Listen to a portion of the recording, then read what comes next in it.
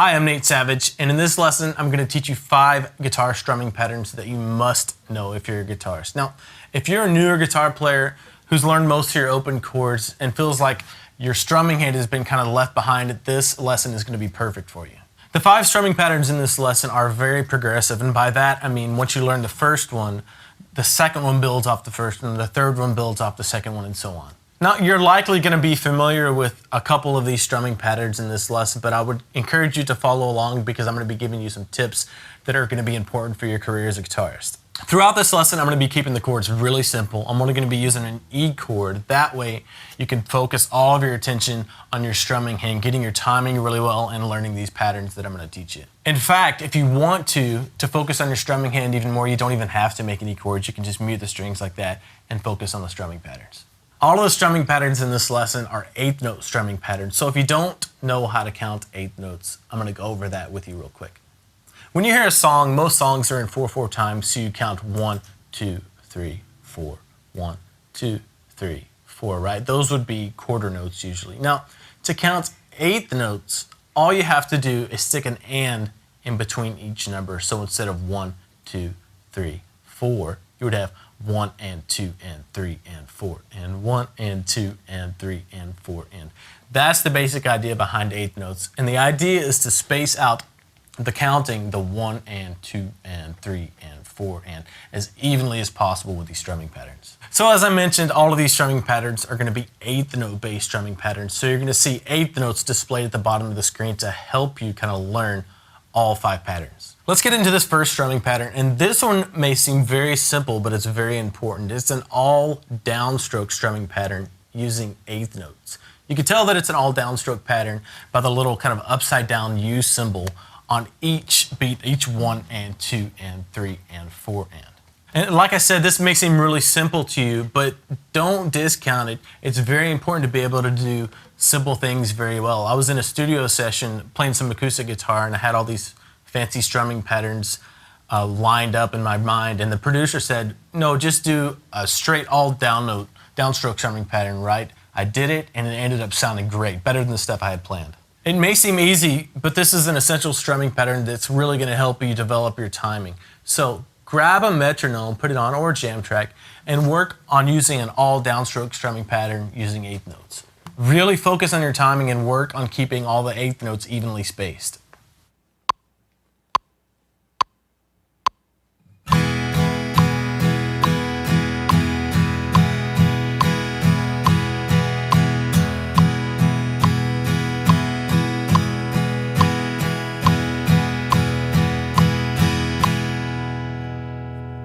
Another thing that you can work on with this strumming pattern is dynamic control. With such a simple strumming pattern, it's easy to work on getting really soft, getting a little bit louder, and getting really loud. Because as guitar players, when we get quiet, we tend to drag a little bit. And when we get louder, we tend to rush a bit. So this is a great strumming pattern to work on that too.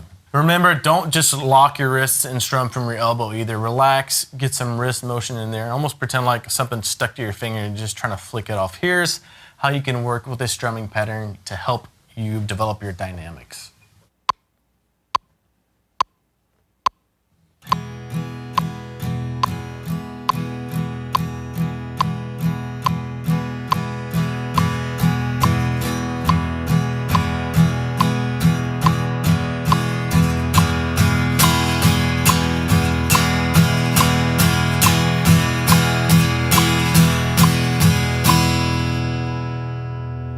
Using a strumming pattern like this to warm up and just kind of get yourself centered and your mind focused on your timing is awesome. Now, strumming pattern number 2, believe it or not, is the exact same rhythm as strumming pattern number 1. But instead of using all downstrokes, you're going to be using down and up strokes alternating. You can tell that we're going to be using upstrokes on every other strum because if you look at the ands, above the ands, you're going to see little arrows. Those are upstroke symbols. So the way this works out for the counting for the downstrokes and upstrokes, the numbers are going to be downstrokes. So 1, 2, 3, and 4 will be downstrokes.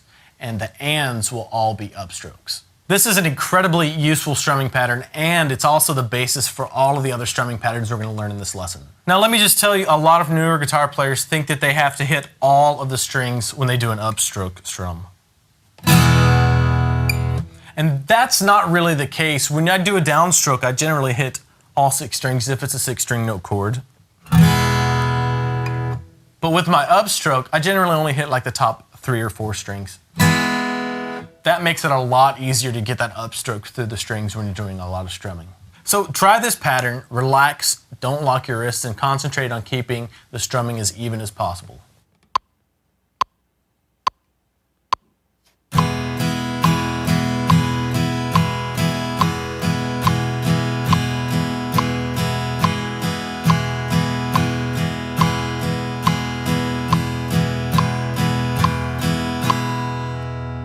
So work on this pattern, get it down, make sure to practice it with a metronome or a jam track or something like that.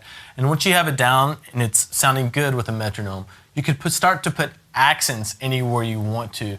In this case, I'm just going to show you an example of what happens when I accent the downstrokes on 2 and 4.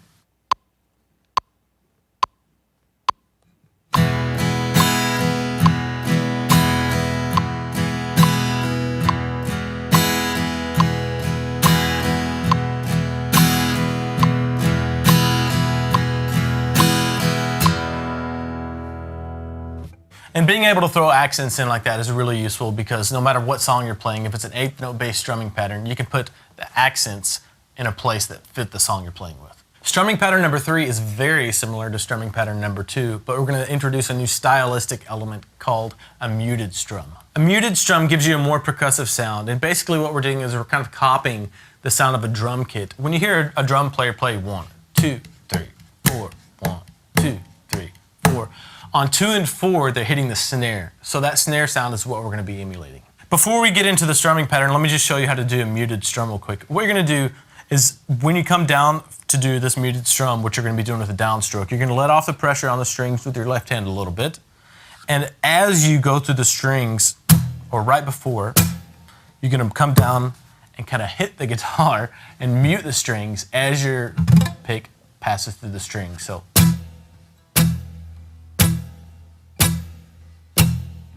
So the strumming pattern we're going to use this with is a straight down, up, down, up, down, up, alternating 8th note strumming pattern. But after the 1 and, on the 2, you're going to use a muted downstroke strum.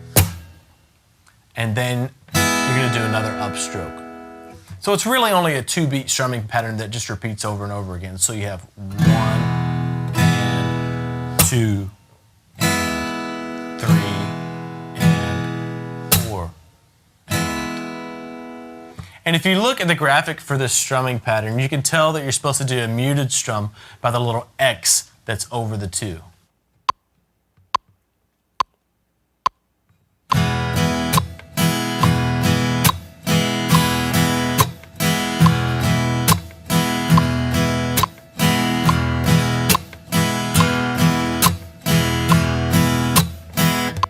So slow this one way down if you have to. Don't be afraid to really dig into the guitar with that muted strum.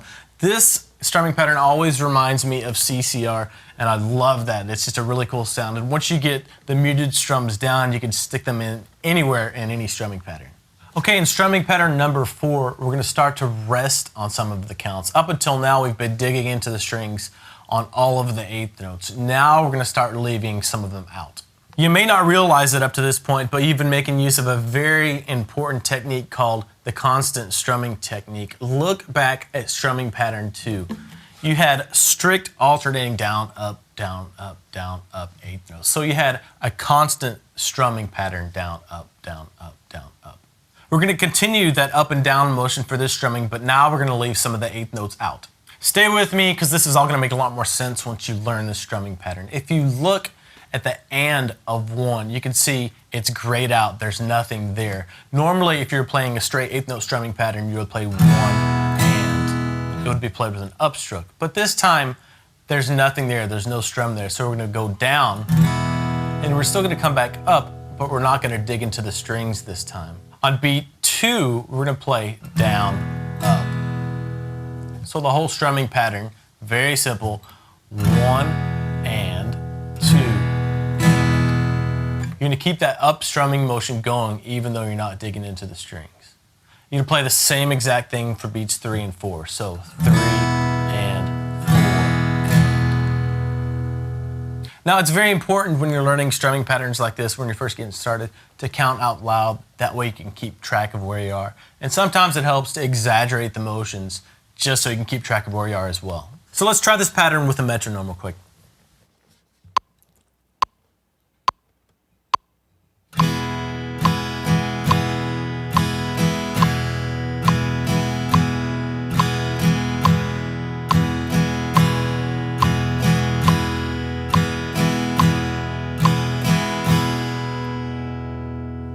So work on this, relax, stay loose, and make sure you have a constant motion with your strumming hand when you're working on stuff like this. Also, remember that your upstrokes don't have to go through all 6 strings. You can hit just the top 4 strings or so.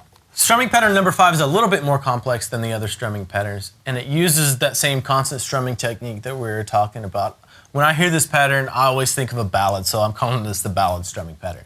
Take a look at this pattern displayed below. Notice that the strum on beat 3 is grayed out, and that's going to give you a different feel because this time we're leaving out a downstroke. So you have 1 and 2 and 3 and 4. So basically we're just leaving out the downstroke on beat 3. We're not digging into the strings, but we're still making that downward motion.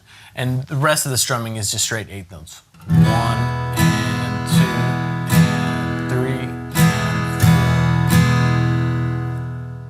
So remember to keep your strumming arm going and leave out that downstroke that occurs on beat 3.